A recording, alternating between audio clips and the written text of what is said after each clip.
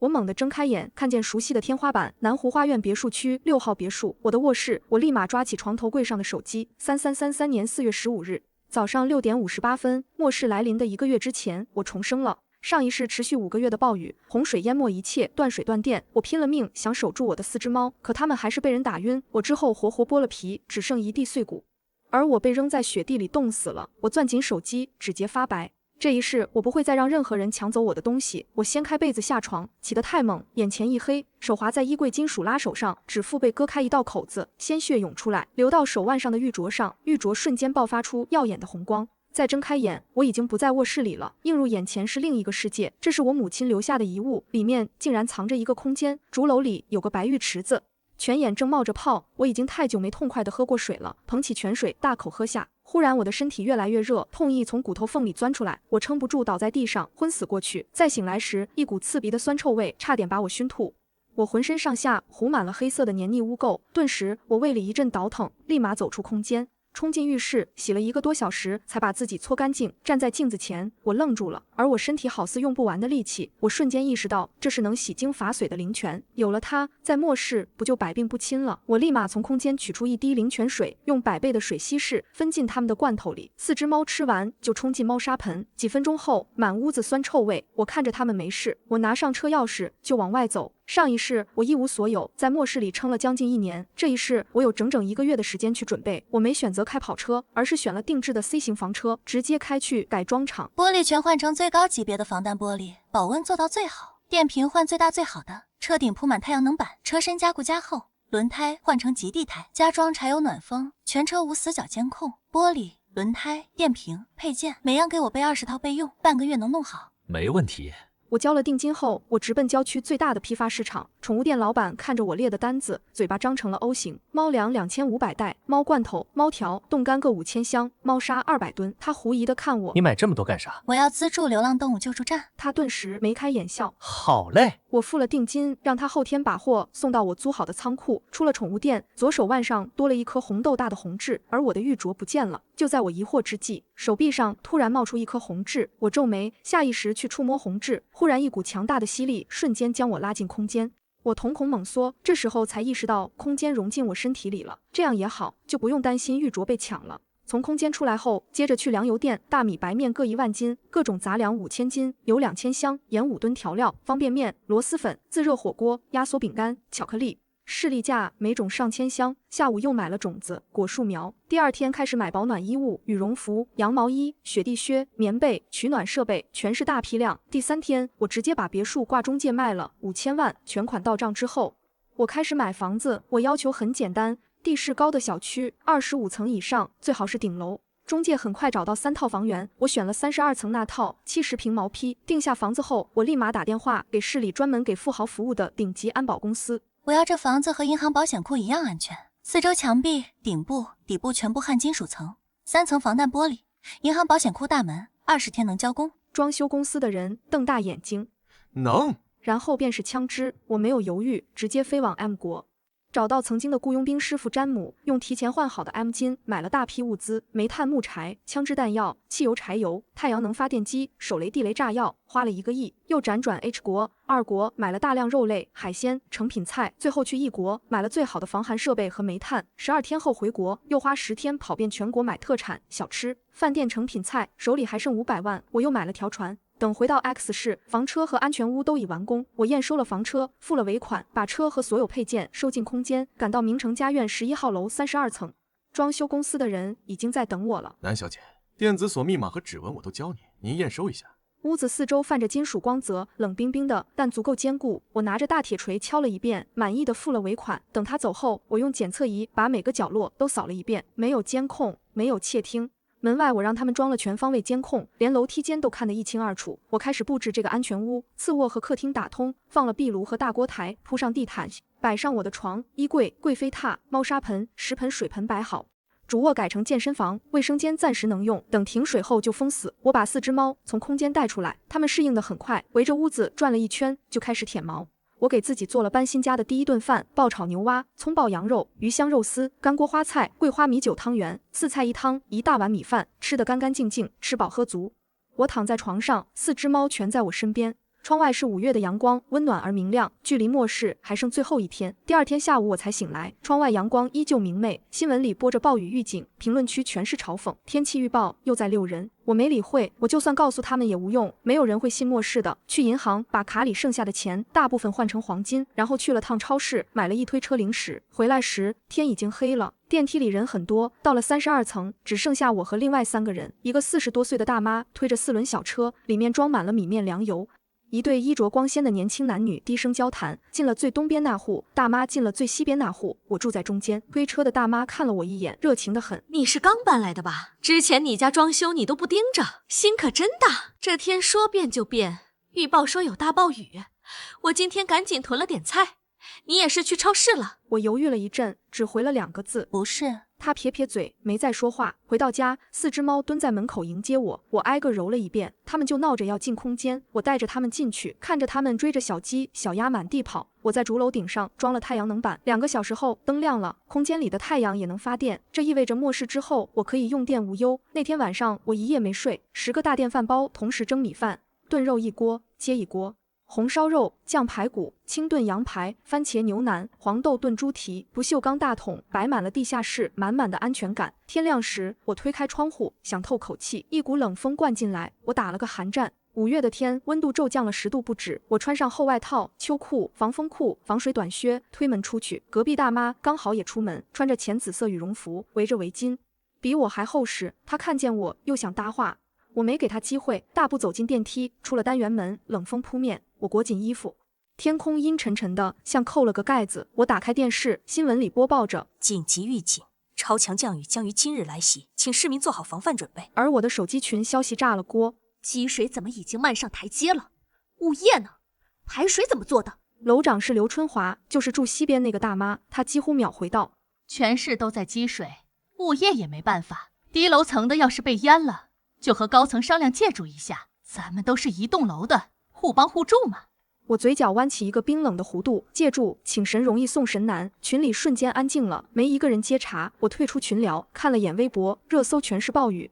临海临河的城市已经开始淹了，但没人当回事。所有人都觉得雨很快就会停，只有我知道这场雨短时间内不会停了。电饭煲滴滴响了起来，我放下手机去厨房，粥和米装进不锈钢大桶，刷干净锅，开始炖肉。忙完之后，我把4只猫从空间带了出来，它们在空间里疯跑了一天，出来就围着我蹭。我撸着猫刚躺下，门铃响了，这么晚了，谁？我没起身，直接打开手机看监控。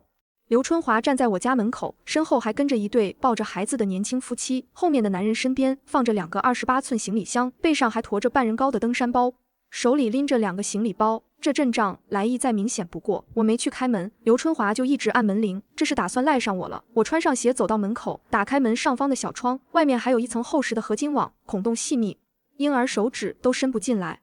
有什么事儿吗？刘春华絮絮叨叨。哎呀，你怎么才出来也不开门，这样怎么说话？我已经睡了，被吵醒的，有事直说。1楼被淹了，我给他们安排住处，你家2室一厅就你一个人，让他们一家3口住你这儿，你看怎么样？不怎么样。你说什么？刘春华满脸错愕。我不愿意，找别人去。他的笑容绷不住了。大家都是邻居，有困难互相帮忙，你一个人住不完这么大的房子，为什么不帮忙？我习惯一个人住。抱孩子的女人满脸哀求地凑上来。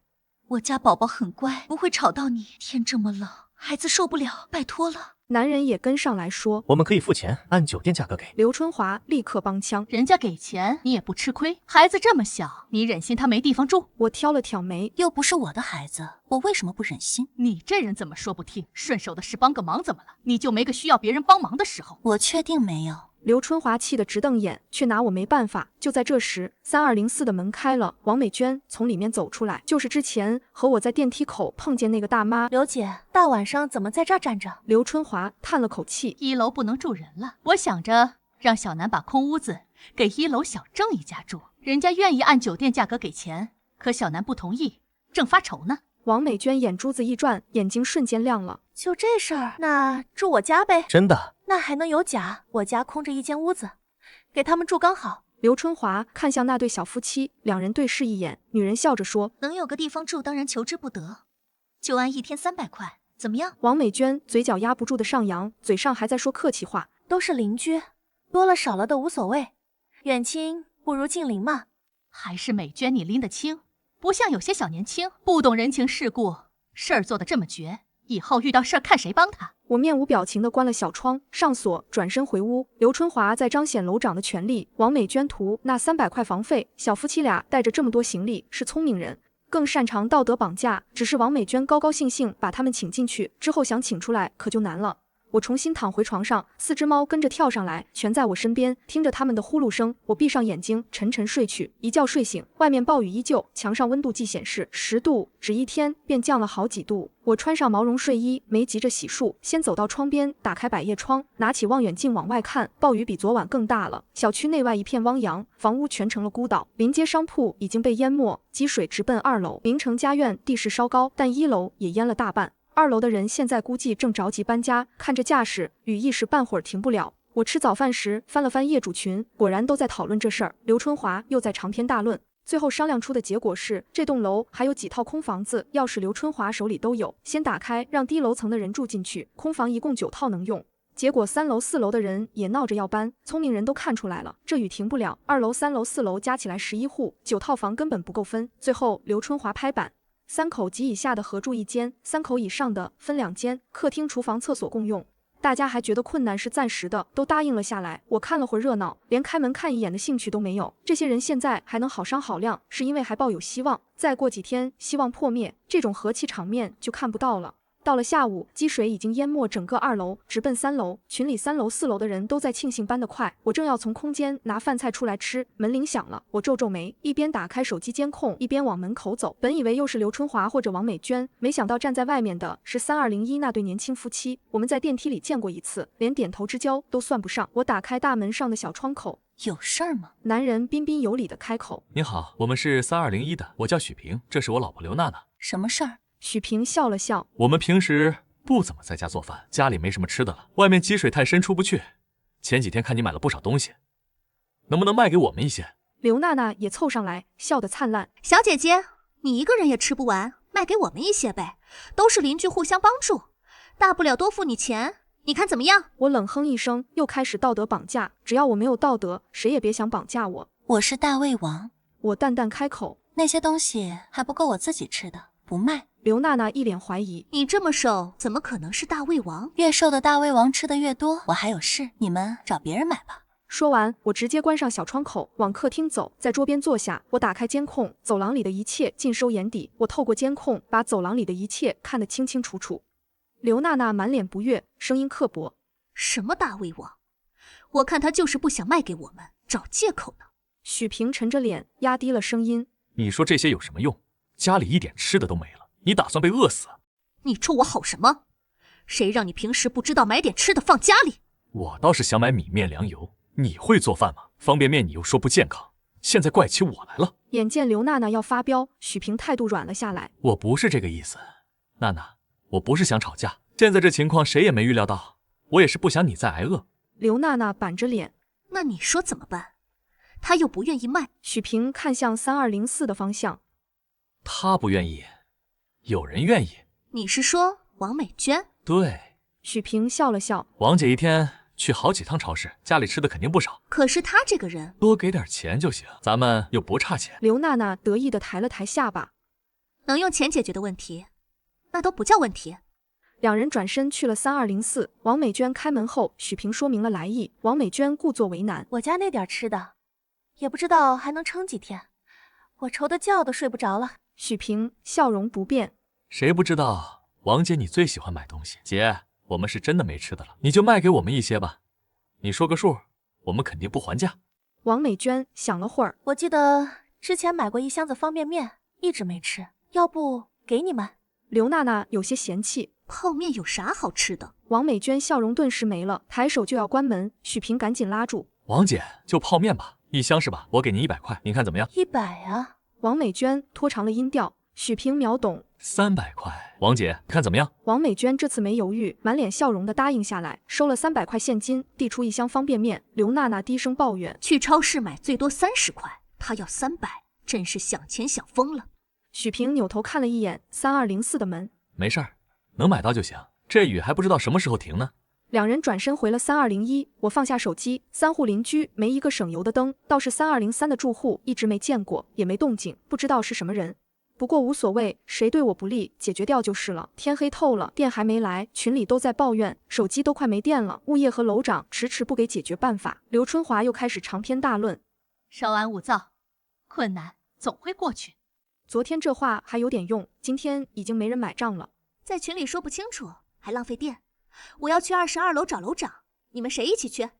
一呼百应，群里开始接龙。接龙过后，群里彻底安静了。我知道他们应该是都去找刘春华了，不过我没打算出门，大雨还要下好几个月，热闹天天有，不急于这一时。停电对别人来说是天大的麻烦，对我却没什么影响。天黑之后，我进了空间，吃了顿丰盛的晚饭，继续弄浴室，从小溪里抽水，灌满水塔，够我洗半个月。抽完水，小溪也没见少，应该是活水。放心了。空间里日不落，太阳能热水器随时能用。第二天醒来，空间里的废水排到地里直接消失，地面干巴巴的，连动物粪便空间都会自己净化。我只需要投喂就行。吃过早饭，蒸上米饭，炖上肉，我带着饺子现出了空间。包饺子动静小没味道，正适合在外面做。打开可移动电视，一边看剧一边包饺子。窗外雨声哗哗，还挺安逸。但11号楼里的其他人安逸不了，停电超过24小时，没有来电的迹象。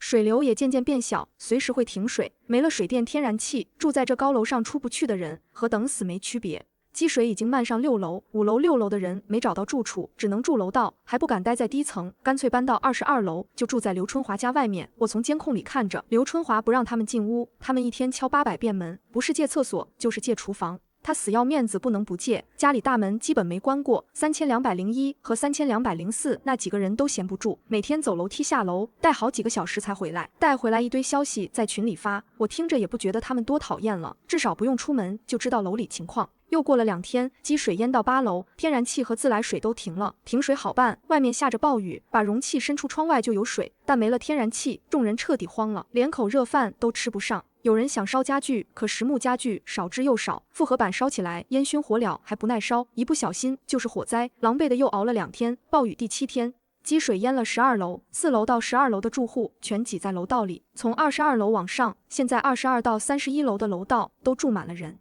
要是13楼也被淹，32楼楼道也不能幸免。虽然32楼楼道暂时还没住人，但已经有人上来敲门了，不是借卫生间，就是借粮食。前几天还有人愿意借货卖，但现在谁都看出来，暴雨短时间内不会停。有粮食的人全把东西捂得紧紧的，再也不敢往外拿，尤其是王美娟。有人敲门就装死，连大门都不敢开了，可他不开门也没用。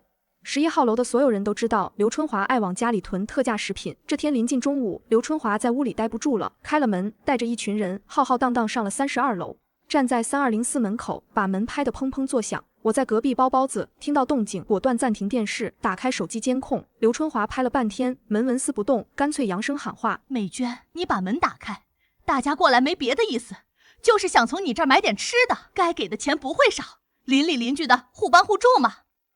谁不知道你热心肠，越是这种时候越该挺身而出啊。”这是给王美娟戴高帽呢。王美娟显然不傻，任凭她说，破嘴皮子就是不露面。正僵持着，3201的门开了，刘娜娜和许平走出来。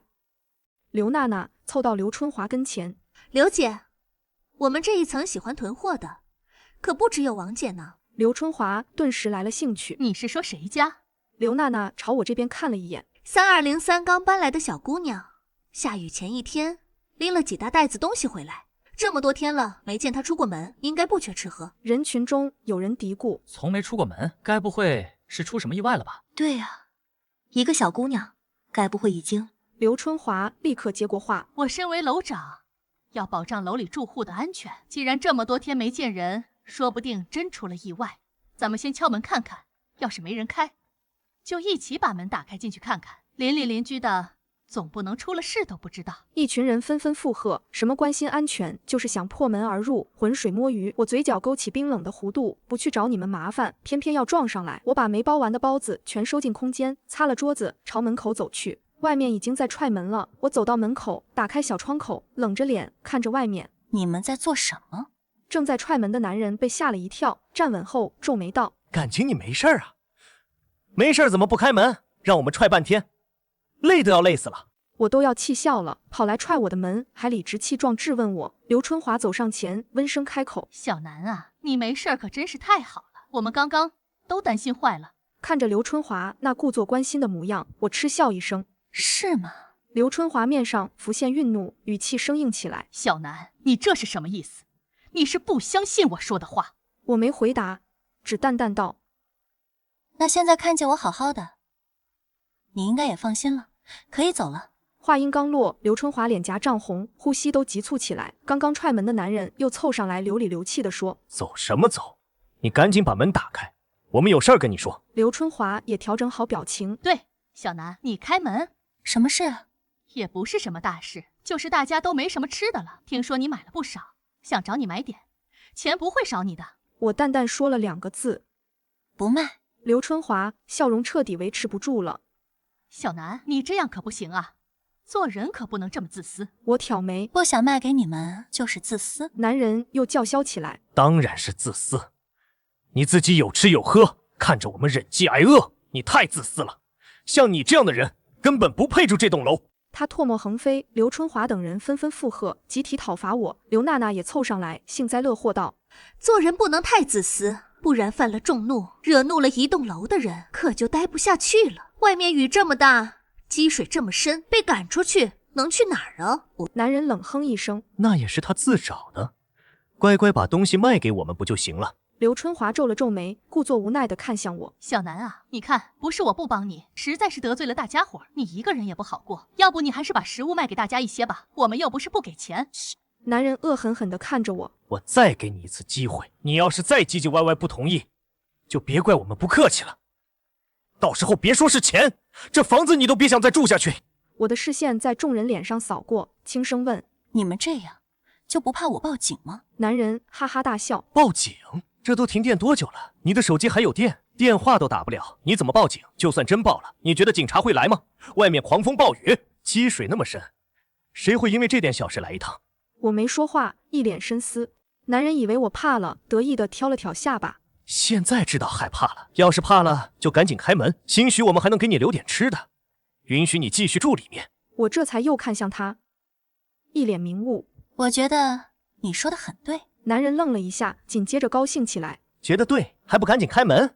我没搭理他，而是看向刘春华等人：“你们也都觉得他说的对，只要我不把东西卖给你们，你们就打算明抢，然后把我赶出去自生自灭。”刘娜娜眼中闪着怨毒的光：“这可不能怪我们，要怪就只能怪你自己太自私。”其他人纷纷附和。刘春华叹了口气：“小南啊，你这是何必？你一个小姑娘守着那么多物资，又能撑多久？还不如把东西拿出来分给大家，这样大家也能记得你的好。以后你需要帮忙的时候，大家也不会袖手旁观。”刚刚还说要买，现在张口就是让我直接把物资拿出来。不过我一点都不惊讶，这些人坏得越明显，我越喜欢。我勾了勾唇角：“既然你们都这么说，那我就放心了。”男人蹙眉：“你放心什么？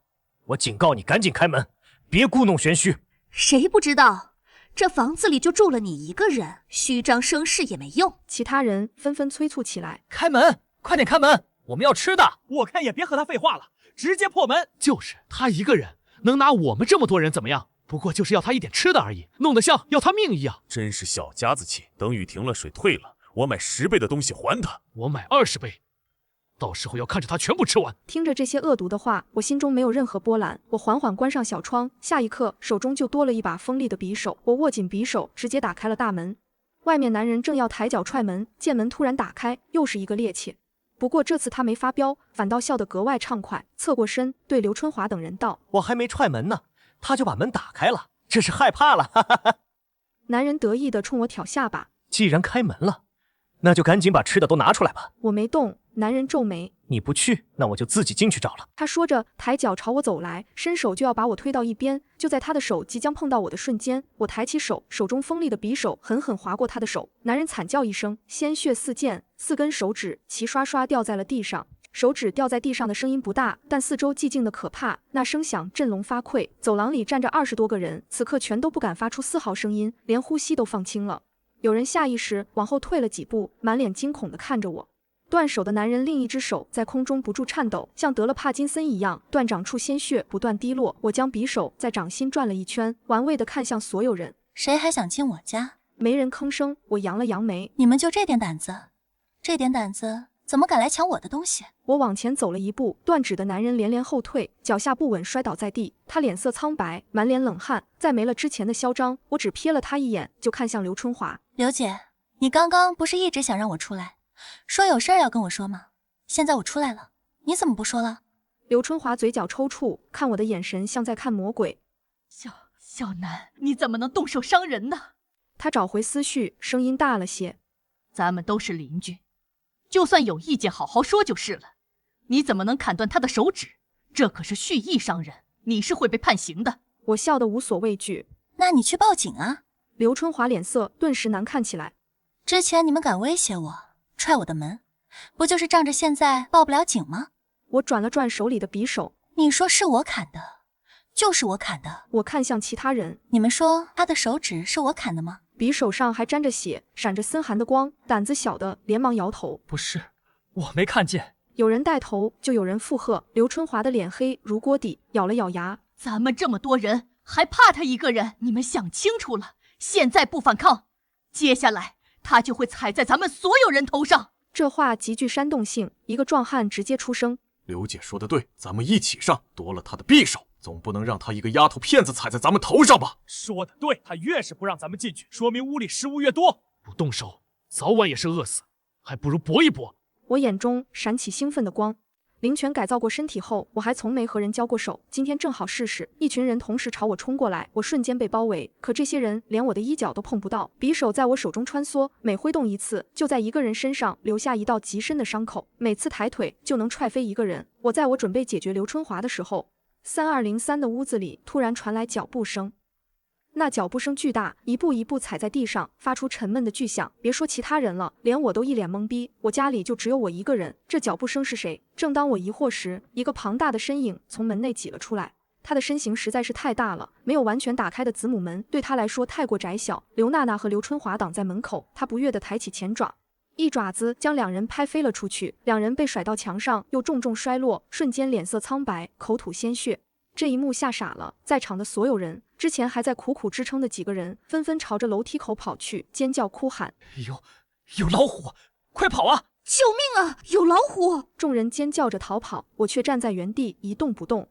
我嘴角上扬，这不是老虎，是我养的橘猫。我盯着橘猫看了一会儿，轻声喊了一句：仔仔。我刚喊完，仔仔就一步步朝我走来，他几乎要和天花板贴在一起了，垂下毛茸茸的脑袋在我身上蹭了蹭，尾巴轻轻摇晃。只是他还没习惯这个巨大的身体，以为是在撒娇，却把我撞得往后退了好几步。我又无奈又好笑，抬手摸了摸他的头。乖乖等我一会儿，别闹。我绕过仔仔，朝地上躺着的刘娜娜和刘春华走去，居高临下的看着两人。看来你们真的很想去我家，那就走吧，我现在就带你们进去。两人拼命挣扎着摇头，可身后就是墙，躲无可躲。我笑得一脸温和。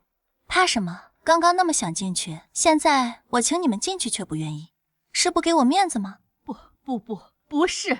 刘春华不住摇头。我错了，我真的错了。小南，不，南小姐，我错了，求求你放了我吧，不要让老虎吃了我。吃你？我打量着刘春华。仔仔从不吃脏东西。被我说成脏东西，刘春华也不生气，反倒认同的点头。南小姐说的对，我就是脏东西，吃了会拉肚子的，不要吃我。刘娜娜也不甘示弱。对，我也是脏东西，不要吃我，我很久没洗过澡了，身上可脏了。我转了转手中的匕首，颇为苦恼地说：你们两个带着这么多人来找我麻烦，我要是轻易让你们走了，那不是告诉众人我好欺负吗？以后谁都过来踩我一脚，那不是很麻烦？我想来想去，还是觉得应该杀了你们，杀鸡儆猴。我说这些话的时候表情十分认真，刘娜娜被吓得抖如筛糠，眼泪刷一下就掉了下来。与此同时，我闻到了一股尿骚味。刘春华双眼紧盯着我，确定我不是在开玩笑后，咬了咬牙。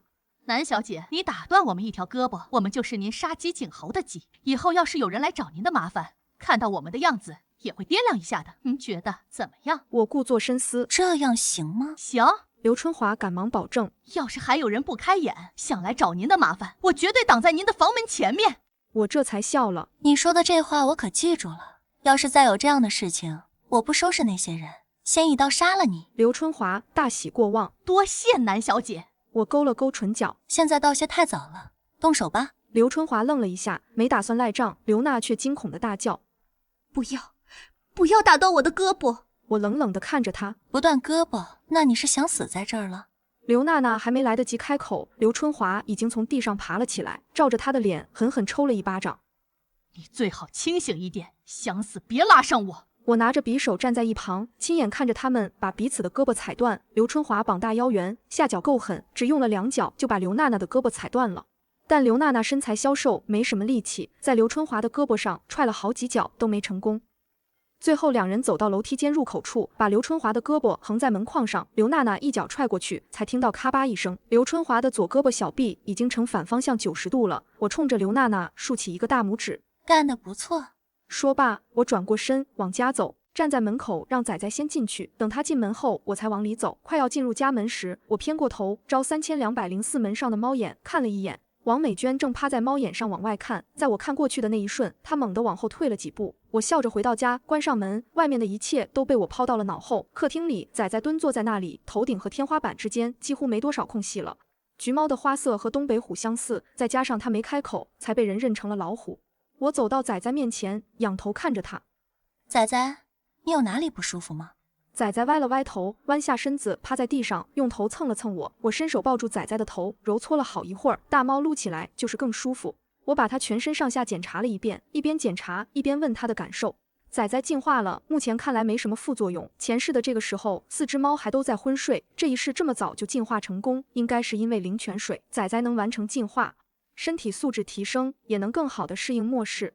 就算有一天我出了什么事，他也能好好活下去。只是看着他这巨大的体型，我多少有点发愁。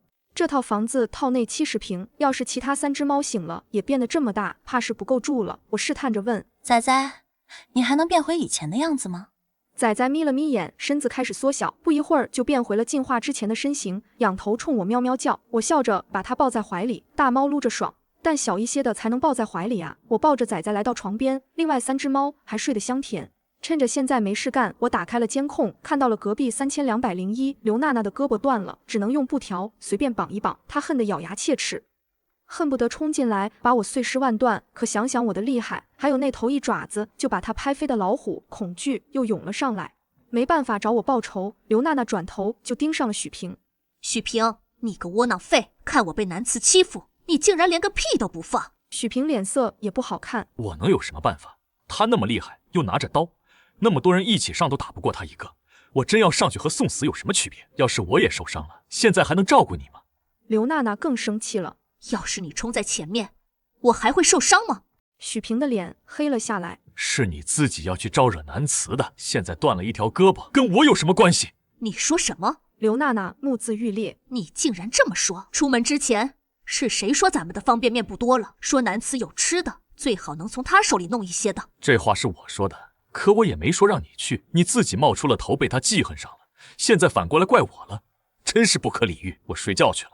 许平说完走进主卧，把门反锁了。刘娜娜气得在客厅里尖叫，死死盯着卧室的门。暴雨第10天，积水淹没了14楼，低层的住户搬到了32楼和33楼的走廊里，原本就不宽敞的走廊堆满行李，更加拥挤不堪。但我门口这1平方米干干净净，没人敢靠近，鸡杀了，喉也紧了，结果我很满意。这些人虽然不敢来找我麻烦，但住在走廊里根本安静不了。孩子的哭闹，大人的训斥，哪怕我家隔音很好，还是能听到动静。更烦人的是敲门声，3202就像真的没人一样，不管外面怎么敲门怎么骂，里面都没有丝毫反应。而住在3201的刘娜娜，胳膊断了之后脾气越发暴躁，被敲了2天门后直接开了门。敲你妈呢！话没说完，一个膀大腰圆的女人一巴掌扇在她脸上，刘娜娜直接摔倒在地，断臂压在身下，疼得发出凄厉惨叫。女人居高临下的看着她，你骂我敲门敲半天了，你磨磨唧唧不开门干啥呢？刘娜娜五官扭曲，你这个贱！女人一脚踹在她身上，刘娜娜疼得失了声。许平气势汹汹往门口走，可女人身后多了一个壮硕的花臂男人。和男人相比，许平瘦弱的像只鸡崽子。男人眼睛一瞪，许平瞬间偃旗息鼓。女人嗤笑一声，冲角落里的几人招手，带着咱们的东西过来，住屋里去。许平面色大变，你们不能住进来，这是我家。都是邻居，遇了难总不能袖手旁观吧？你们2个年轻力壮的，住哪儿不是住？我家有老人有孩子，受不得吵。你们好歹受过高等教育，不会不懂什么叫尊老爱幼吧？女人说着，身后的男人双拳紧握，虎视眈眈地盯着许平。两个壮硕的大爷大妈带着两个胖孩子，提着大包小包，绕过女人就往里走。许平想拦，被大爷直接推得往后踉跄。一家6口就这么住了进去，顺手关上了房门。还留在走廊里的3家人满眼羡慕地看着这一幕，但他们不敢招惹刚进去那家人。那一家人个个膀大腰圆，暴雨之前就不好惹，有人去找他们要吃的，被揍了一顿，简直和悍匪一样。3家人互相看了看，最后一起转头看向了3204、3201和3203，都不能招惹。3202地方小，3204就不同了，三室两厅。王美娟又喜欢买打折商品，家里吃的用的肯定不少。我看着监控里这些人看向3204那如狼似虎的眼神，嘴角微微勾了勾。刘娜娜和许平已经在被教育了，王美娟估计也等不了太久了。只要不惹到我头上，这些都和我没关系。我放下手机，走到窗边往外看。大雨之前站在32楼往外看，能看到霓虹灯闪烁，整个 X 市像个不夜城。但现在放眼望去，只有压得极低的云层、瓢泼的大雨以及波涛汹涌的水面。这2天水面上已经能看到浮尸了。暴雨第15天，我一起来就去了窗边，雨果然小了很多。楼里的幸存者都在欢呼。我知道今天中午12点到下午5点不会下雨，官方会趁这个机会来救援，统计人数，发放救济粮。上一世这个时候，所有人都以为灾难要过去了，可5点一过，雨下的比之前更大，绝望笼罩在每一个人心头。体育馆里的人逐渐疯狂，争抢物资，打斗杀人。现在回想起来，我依旧戾气横生。但今天雨停的机会难得，我打算出去一趟，正计划着，突然听到喵喵叫，不是仔仔。我回头一看，汤圆、白白和甜甜都醒了。我快步走过去，摸了摸他们，尝试着问：你们能变大吗？刚问完，4只猫就全都变大了。客厅瞬间被挤爆，我被4个毛茸茸、暖烘烘的身躯围在中间，挤是挤了点，但异常暖和。极寒来临后，靠在巨大的猫身上取暖，那画面太美了。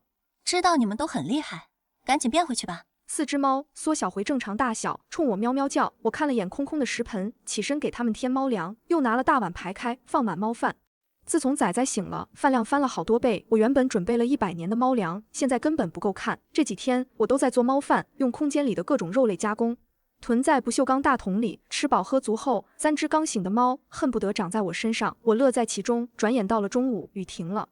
我点开监控，楼道里空无一人，那些人已经住进了3204三室两厅，住着王美娟一家3口，1对年轻夫妻，再加上3户人。我十分好奇，他们是怎么住下这么多人的？暴雨第15天，雨终于小了。我换好防水防寒的衣服，从空间里拿出皮划艇，准备出门。4只猫眼巴巴地看着我，明显想跟着一起。我想了想，蹲下身跟他们商量：我先把你们收进空间，等离开这里找到合适的地方，再放你们出来，好不好？4只猫听懂了我的话，人性化的点了点头。我叮嘱道：进了空间不要变大，不然吓到那些小动物，咱们就没源源不断的肉吃了。他们乖巧的点头，我把他们收进了空间。出门前，我先用监控看了眼外面，走廊里空无一人，只有满地垃圾。我开门出去，刚走到门外，隔壁3202的门也开了，竟然是个道士，40岁左右，瘦高个，穿着灰蓝色棉麻道袍，长发用乌木簪子簪在头顶。不知道是真道士还是角色扮演，但和我关系不大。我收回视线，拖着橡皮艇楼梯口走。停电10几天了，电梯早成了摆设，积水已经淹到15楼。我得从32楼走到16楼，再从窗户跳出去。15层楼梯，拖着将近100公斤的橡皮艇，我扛着它下楼，每一步都轻轻松松，连脚步声都轻不可闻。这段时间的锻炼没白费，刚往下走了1层，就看到30楼楼梯口坐着1对年轻男女。应该是昨天从15楼搬上来的。经过他们身边时，我把皮筏艇举高了些，没踢到他们的东西。刚走到拐角，身后响起一个女声：你好，你拿着皮划艇下去，是要出去求救吗？外面的雨虽然小了一些，但还在下，水也太深了，并不算安全。我建议你还是不要出去了。现在雨已经小了，相信官方肯定会派人来的，到时候我们就能得救了。明明素不相识，这女生却说了这样一番话。不管她出于什么心理，我还是接受了她的好意，认真道了谢。谢谢你的提醒，不过我还是要出去看看。道完谢，我头也不回地继续往下走。在即将看不到那对情侣的时候，我停了一瞬，抬起头看向他们。你们觉得有多少地方没被淹？有多少粮食没被淹？有救援的话，有多大程度会被接走？之后每天又会发放多少救济粮？说完，我也不管他们什么反应，加快脚步继续下楼。我顺利来到16楼，楼道里没住人，但满地垃圾和排泄物，味道一言难尽。我皱眉看了一眼，转身回了楼梯间。楼梯间的窗户比较小，还不能完全打开。正想着要不要直接砸墙，就听到由上而下的脚步声。我抬头看去，3202那个道士也扛着皮划艇下来了。两人四目相对，他突然笑了。真巧啊！我懒得接话，他探头朝走廊看了一眼，皱着眉收回身子。这也太埋汰了，还有没有公德心了？我差点没忍住笑出声，都末世了，谁还讲究公德心？道士碎碎念了一会儿，终于安静下来，转头看向楼梯间的窗户。道士继续说道：“从这边出去吧，我家有锤子，把墙和窗户砸开就能出去。你帮我看着皮划艇，我回去拿锤子，怎么样？”我挑了挑眉，可以。他转身就往楼上走，我靠在墙边等着，没等来道士，道士先等到了那一对情侣，两人手里抬着一个红彤彤的塑料大盆，我看的眼角一抽，该不会是想坐着这个出去吧？两人也看着我，安静了片刻，女生先开口：“你好，我叫穆浅浅，这是我男朋友周子阳，你叫什么名字？”南慈。穆浅浅一声惊呼：“你就是那个南慈？”我挑眉：“哪个？”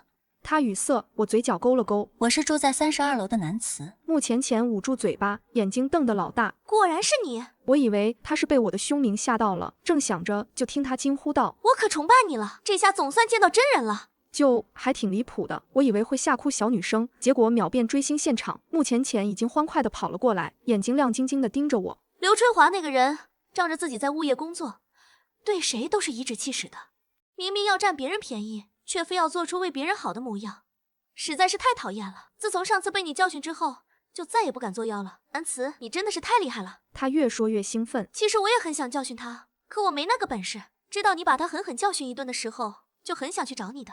不过子阳拦着，不让我去，我还以为没机会见到你，没想到这就见到了。周子阳走上前拉了拉穆浅浅，有些不好意思地看着我。不好意思，我女朋友性子外向，话比较多，打扰到你了。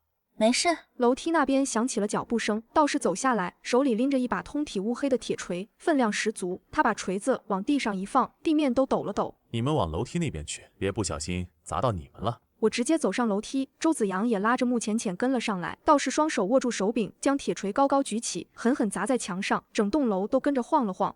墙面直接砸出一个洞，道士一锤接一锤的砸，穆浅浅倒抽冷气的声音清晰可闻。那么重的锤子，我估计都拿不起来，他竟然砸了这么多下，这也太厉害了吧！浅浅，你少说两句。周子阳低声叮嘱。眼看着道士砸了将近100下，我出声：“你休息一会儿，我来吧。”道士停下动作，盯着我看了片刻，点了点头。行，那你来吧。我接过铁锤，朝着窗户走去。这铁锤确实沉，但我的身体经过灵泉水改造，挥舞起来并不吃力。没用多长时间，我就把窗户从墙上砸了下去，窗框掉进水里，扑通一声，我把边角都砸掉，一个敞亮的出口露了出来。风把细细的雨丝吹了进来，扑在脸上，带着寒意。水面在15楼的一半处，距离我们还有差不多1.5米。我拿起皮划艇扔了下去，紧接着人也跳了下去。跳下去的那一瞬，我清楚听到了穆浅浅的惊呼声。站稳后，我抬起头，就见穆浅浅正探头往下看，满脸害怕和担忧。我朝他挥了挥手，表示自己没事。不等他再说什么，我就划着皮划艇离开了。风雨仍在，我顺流而下，能省力很多。还没划出去多远，身后传来巨大的声音。我转头看去，2个皮划艇被扔在了水面上。我一直盯着那边看，就见道士利索地跳到了一个皮划艇上。过了一会儿，穆浅浅和周子阳也跳到了另一个皮划艇上面。我挑眉，他们之前拿的不是红色大盆吗？这个皮划艇哪来的？很快我就想明白了，应该是道士的。这人还挺乐于助人，我没再多想，收回视线继续划船。我力气大，又是顺风顺水，皮划艇速度很快，10多分钟后已经看不到他们了。我一路往偏僻的地方划，周围很快就没了建筑，放眼望去全是水。这里应该是批发市场附近，建筑全被淹没，一丁点都看不到了。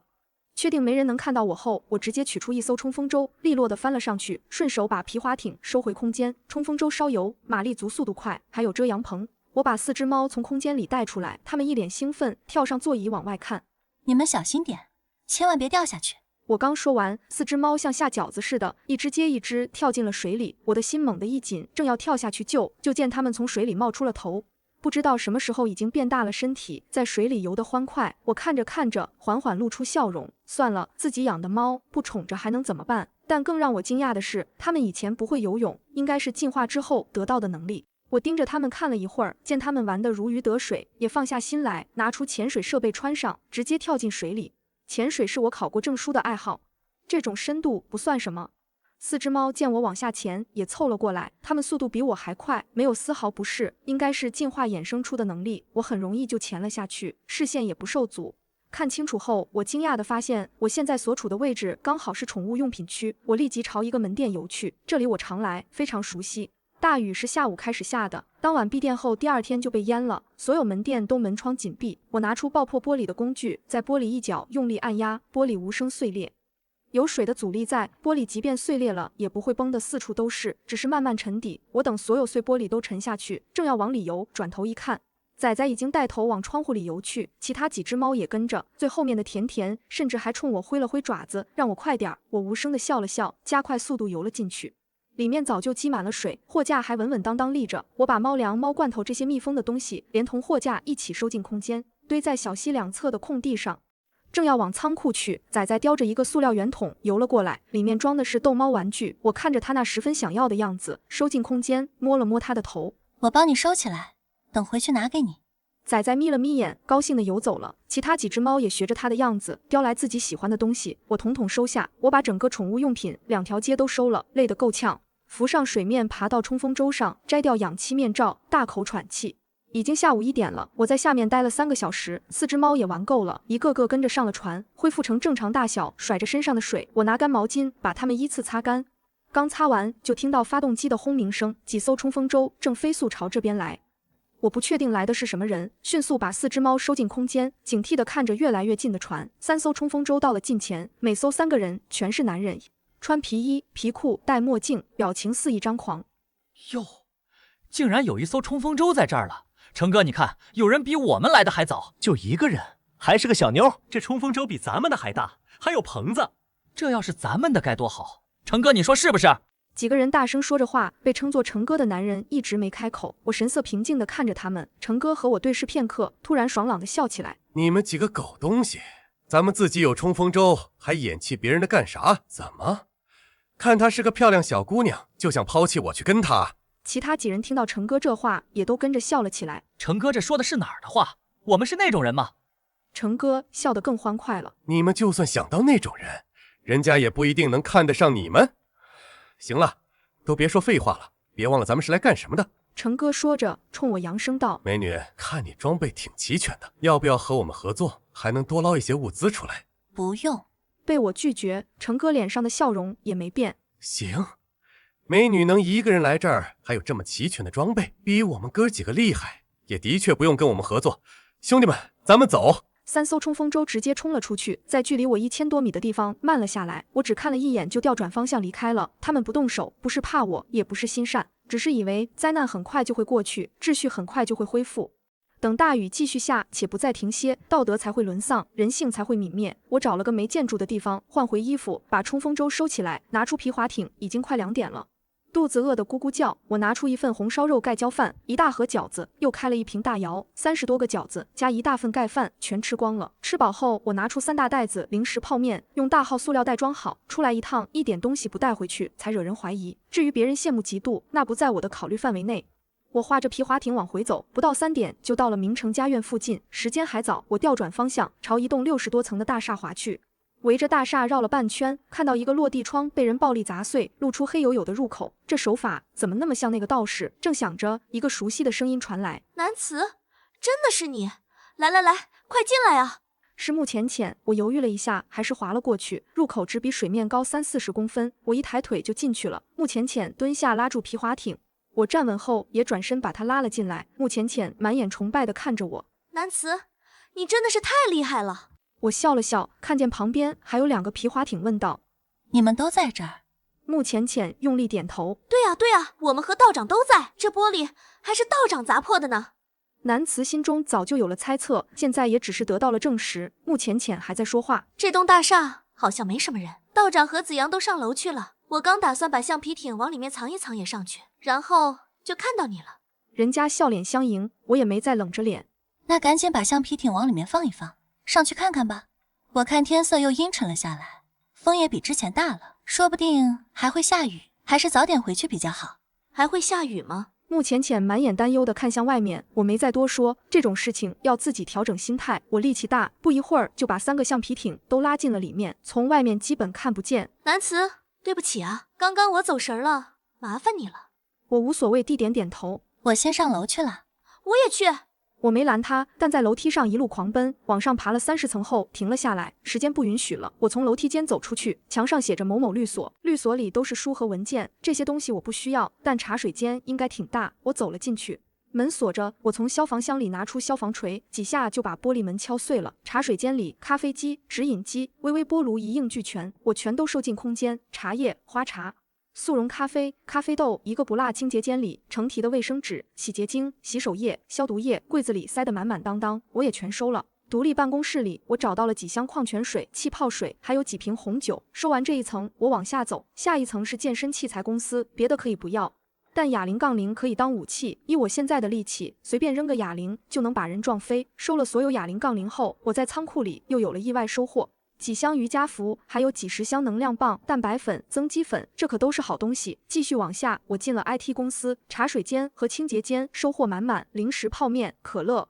芬达、矿泉水堆满了半个房间。这公司员工肯定经常加班。我含泪收完所有东西，忙活了半个小时，总不能双手空空。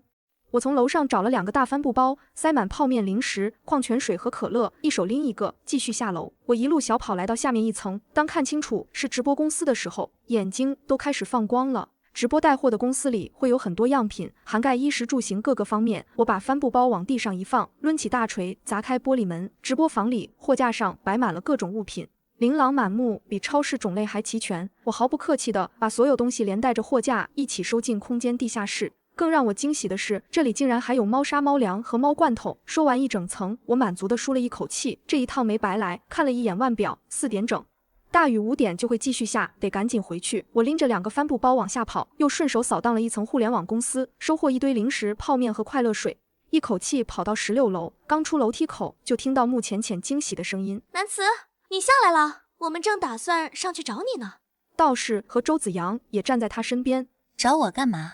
穆浅浅担忧地看了一眼外面，道长说看着天色又要下雨了，雨应该还不小，咱们还是早点回去的好。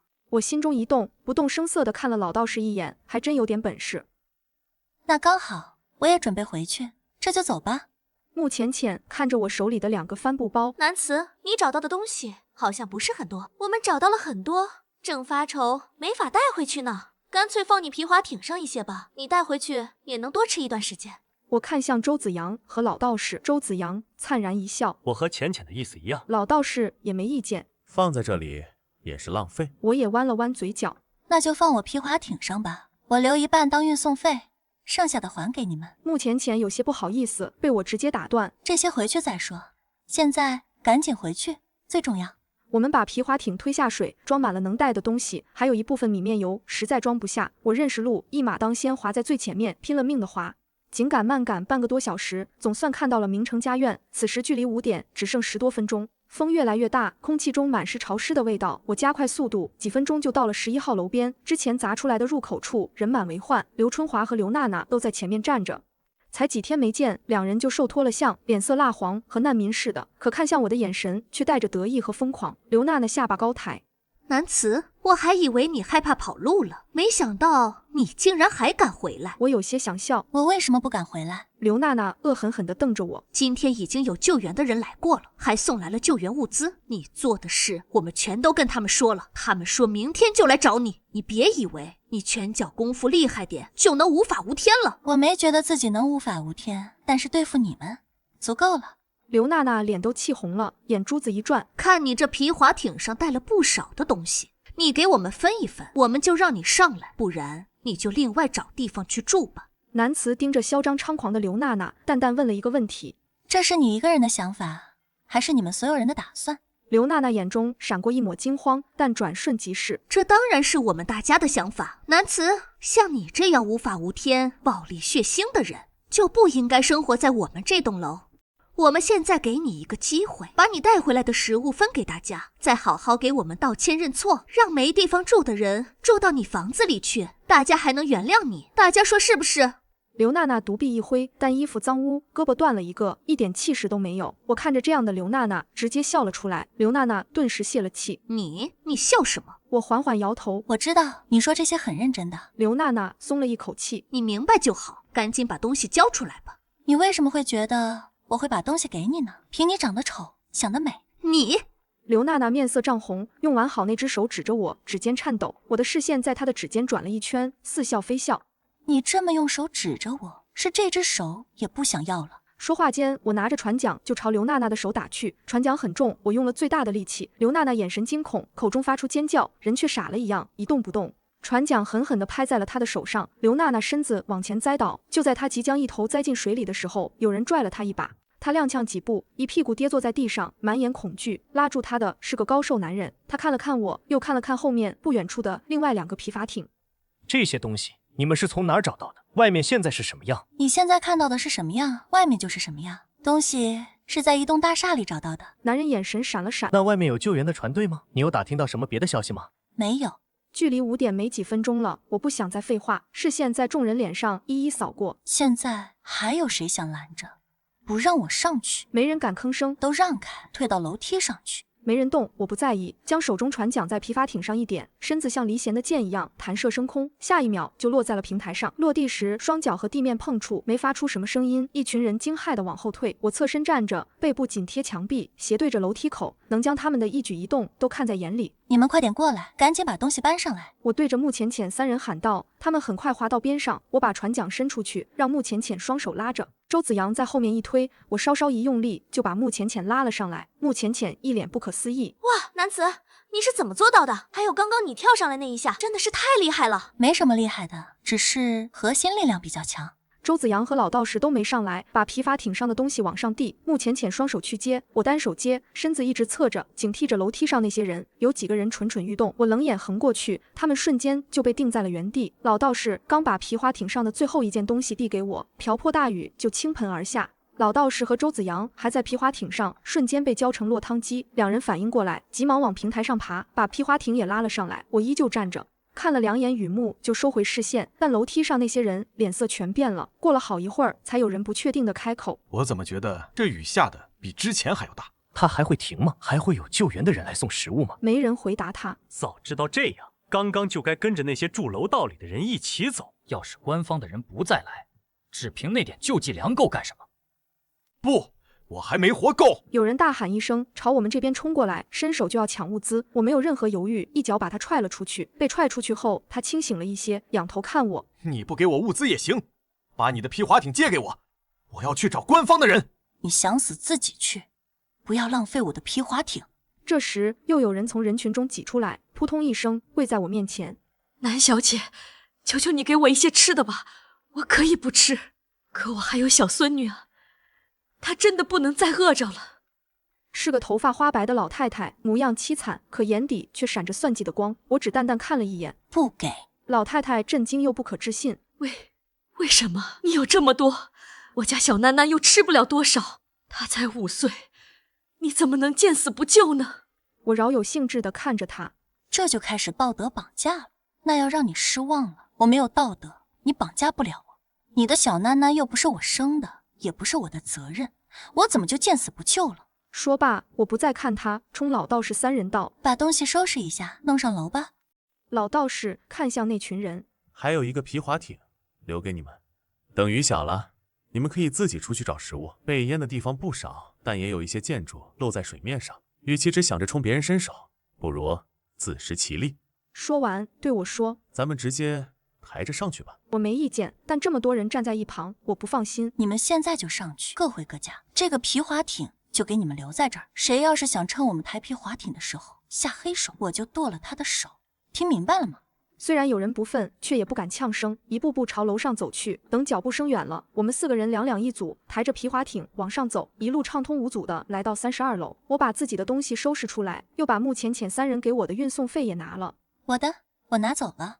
穆浅浅在皮划艇上翻了翻，翻出2个箱子，抱着就要递给我。南慈，这是一个户外瓦斯炉和1箱子瓦斯，你拿着吧，这样就能做饭了。穆浅浅能把这些东西递过来，真的出乎我的预料，但我缓缓摇了摇头。你们自己留着用吧，这些我都有。穆浅浅仍旧坚持，我有些无奈的认真开口：我没跟你们客气，我真的有。他这才收回手。你有就好。对了，我们已经和道长商量好了，会搬上来和他一起住，以后咱们就是邻居了，有什么事情可以互相照应一下。这倒有些出乎我的预料，但仔细想想又在情理之中。我点了点头。那挺好的。穆浅浅双眼放光，你也觉得我们做邻居很好是不是？咱们今天一起弄回来了这么多的物资，要不干脆一起吃顿饭吧？周子阳走上前拍了拍他的肩膀，浅浅，今天出去了那么久，大家都累了，咱们还要去把行李搬上来，一起吃饭的事情还是以后再说吧。穆浅浅虽然失望，但还是答应下来。老道士打开房门，3个人开始一起往里面搬东西，我也打开自家的门，一趟一趟往里运。东西不多，很快就搬完了。等他们搬完东西，准备下楼去搬行李，我和他们道了别回家，关上房门的那一瞬，我才松了一口气。我闪身进了空间，好好泡了个澡，又把4只猫喊过来，给他们也洗了洗。外面的积水不干净，不给他们洗干净，别想上我的床。洗完简单一擦，他们自己抖抖水珠，找地方晒太阳去了。忙活完已经快8点了，我在空间里吃了晚饭，1份麻辣香锅、米饭、小饼，1盘烧烤，再加1罐冰镇可乐。吃完饭9点，我带着4只猫出了空间，躺在床上，我只有一个想法。睡醒之后要把被褥拿到空间里晒一晒，天天下雨，被褥都潮湿了。一觉睡醒，外面仍旧大雨瓢泼，天色暗得不像是清晨，更像是临近傍晚。对此我早就习以为常，抱着被褥进了空间，晒上被子，洗漱吃早饭。之后我开始整理小河边堆放的那些东西，密封完好的收进地下室。进水的变质的分出来，猫窝猫玩具洗洗晾晒还能用。批发市场2条长街的东西，哪怕我靠心念控制，不用费力气，也用了2天才收拾好，2/3完好，比预计的好多了。收拾完这些，我开始规划空间里的土地，10多亩地，2亩种了果树，已经挂果，2亩撒了畜牧草，养了鸡鸭、鹅兔和猪牛羊。剩下的6、7亩地，我翻了翻，种了2亩玉米、2亩地瓜、1亩土豆，还有1亩种了各种蔬菜。浇水的时候，我在桶里滴了1滴灵泉水，我很想看看用灵泉水浇灌出来的作物会有什么不一样。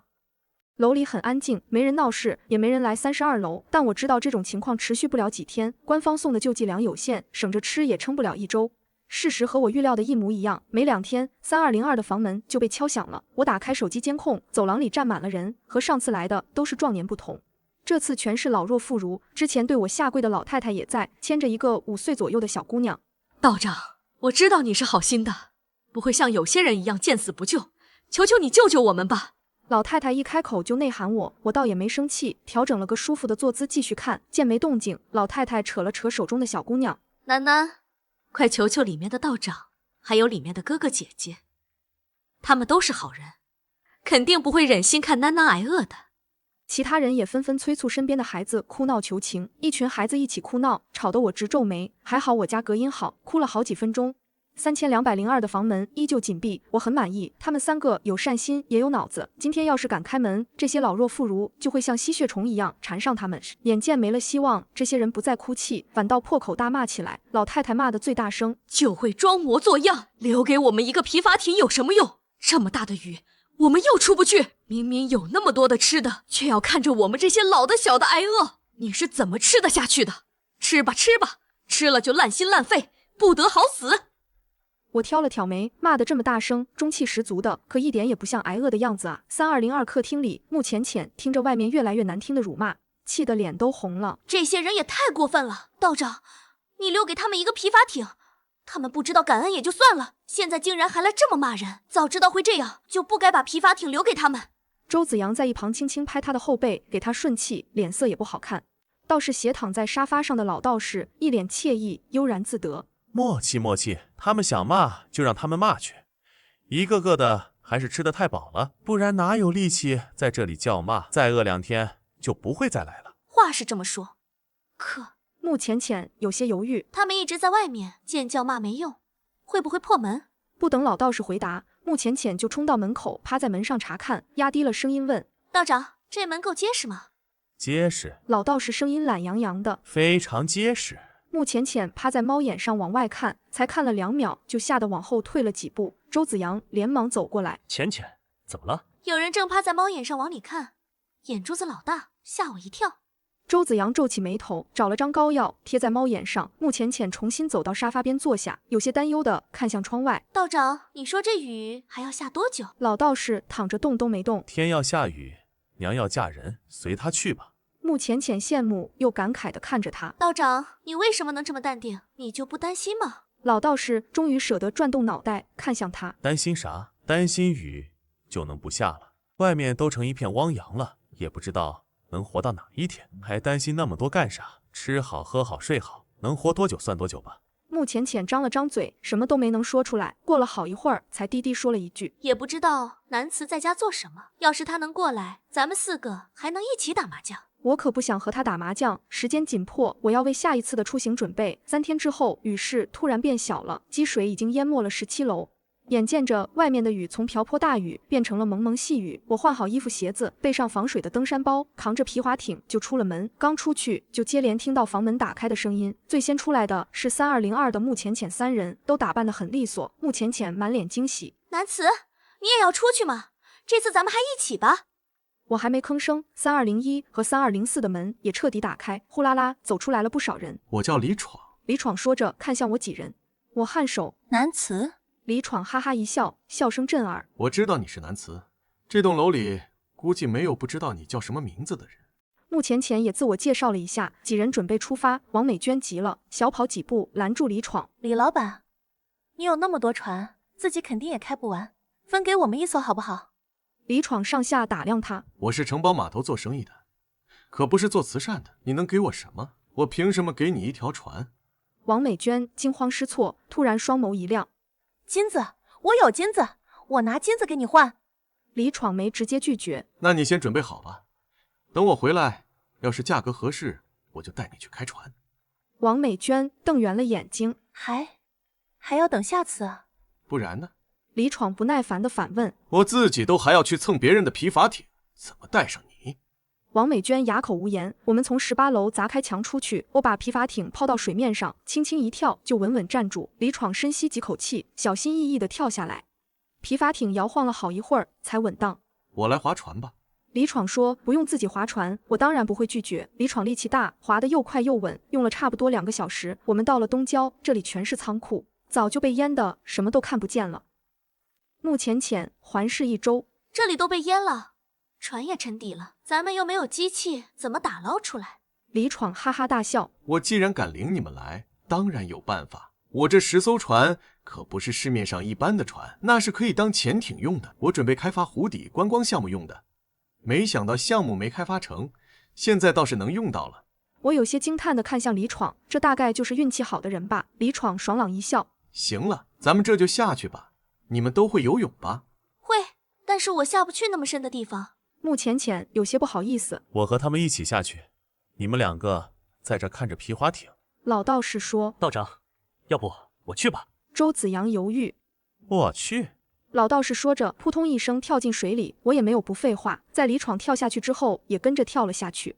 李闯的目标很明确，在靠近仓库后，摸出钥匙打开了锁。3个人费了9牛2虎之力才将门推开，看到里面10艘潜艇，我才总算放下心来。